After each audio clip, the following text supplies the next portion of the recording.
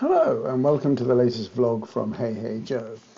Today what I want to talk about is the kind of things that a trustee board or indeed a senior management team should be measuring to make sure that the organisation is on track, is healthy, is sustainable and is doing what it's meant to be doing.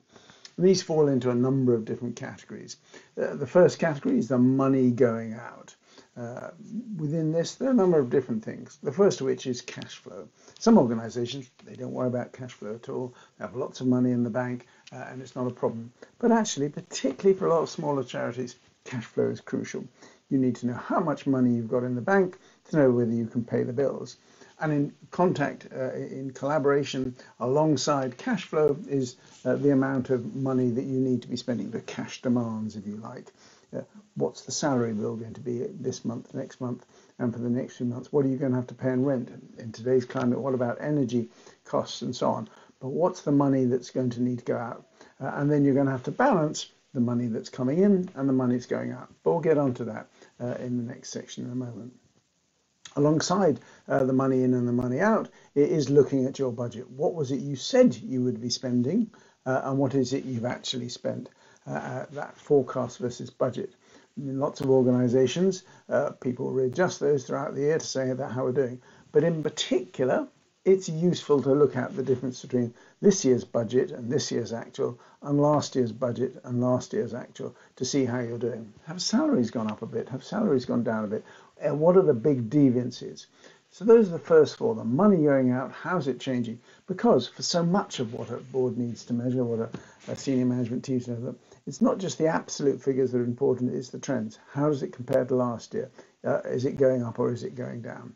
So don't just think there's an absolute, and indeed for every organisation, it's going to vary exactly what it is you need to be measuring. So I don't want people to take any of the kind of things I'm suggesting this as a tablet of stone. The next area I think to look at is what money you've got coming in. I'd start off by looking at what percentage of your budget do you know you've actually got secured.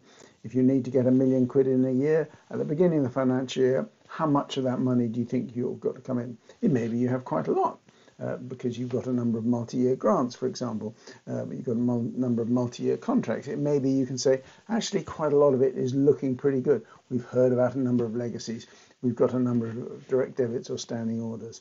But it's worth understanding whether you've got 80%, 90%, 100% of a budget secured, or whether you've got 10 or 20%, because that has a huge difference in the way that you should be treating cash and expenditure on the amount of security you've got for the year ahead.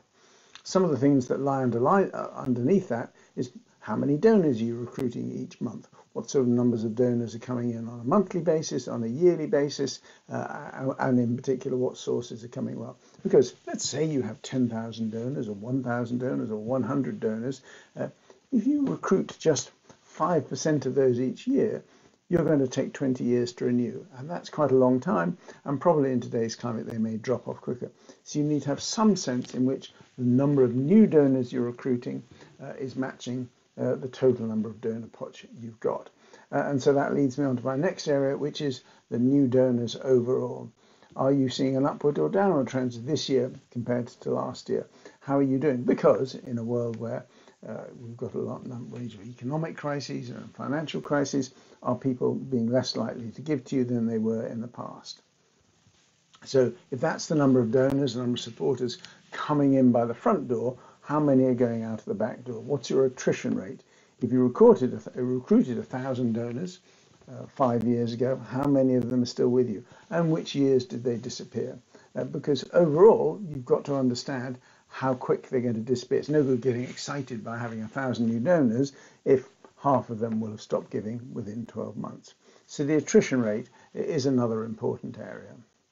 Alongside attrition rate, you've got all the kind of things that might be the kind of prospects for people who are going to give. That could be funders you've got to have coming in, you've got legacy prospects coming in, all of those different sources of income. And an organisation should be measuring, if, for example, you get 50 legacies each year, are you recruiting 50 legacies each year?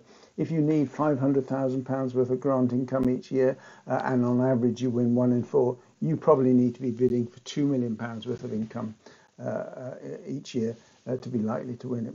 All of that goes to put together how much money is going to come in and whether it's going to be secured. One little measure that I think is particularly useful is to do a sum which says how many sources of income make up half of your total income. So if, for example, 3 sources of money, contracts, grants, etc., go to make up half your income, that's a pretty narrow base on which you're doing business, because it says if 1 or 2 of those left, you'd be in big trouble. So understanding just how resilient those sources of income are really important. The next area to look at is staff. How many staff are leaving is one of the things I'd be looking at. If you had 100 staff and 30 of them left in the year, I'd be pretty worried. If you had 100 staff and 5 of them left, I might be happier. But you should know that as a board, as a senior management team, and you should also get to get a sense of who's coming and who's going. So are the people who are leaving people who've been there for 1 year or 10 years? What kind of turnover? In some organizations, new staff find it a very difficult culture to work in. So new staff tend to leave, while the older staff who are much more interesting, perhaps much more resistant to change, staying much longer. So the average duration and how long ago did people start is really important. And all that leads on to then staff satisfaction. Can you measure staff satisfaction? Have you done a staff survey?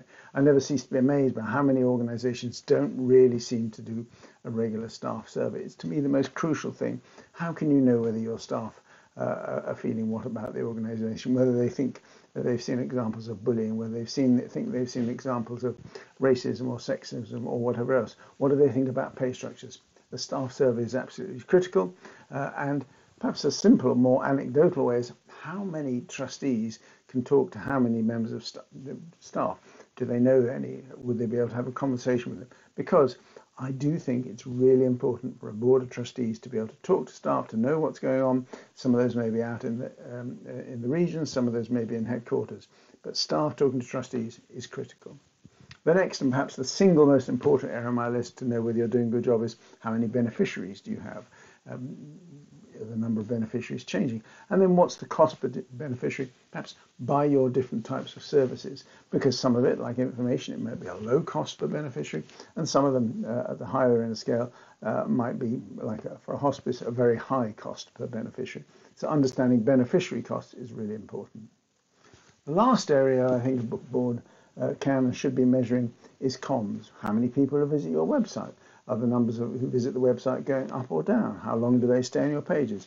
There are lots of different measures you can use, but beginning to understand how the website is working is important. And then the range of social media you use. How many people are on your Twitter feed? How many people are joining? How many retweets? How many people look at what you're doing? And all of that kind of stuff. And that's true of Facebook as well, and any other social media you may be using, Instagram, etc., etc. You can use services like Google to discover whether there are any media mentions that you're getting, for example. And indeed, you can set up a Google alert, which means each time your name gets mentioned in the press, you'll get a message telling you what's going on. So media mentions is a free way of doing it. The last area I'm going to suggest is awareness. Testing how many people know about you is important. Less easier in a very crowded marketplace where lots of people do the same thing.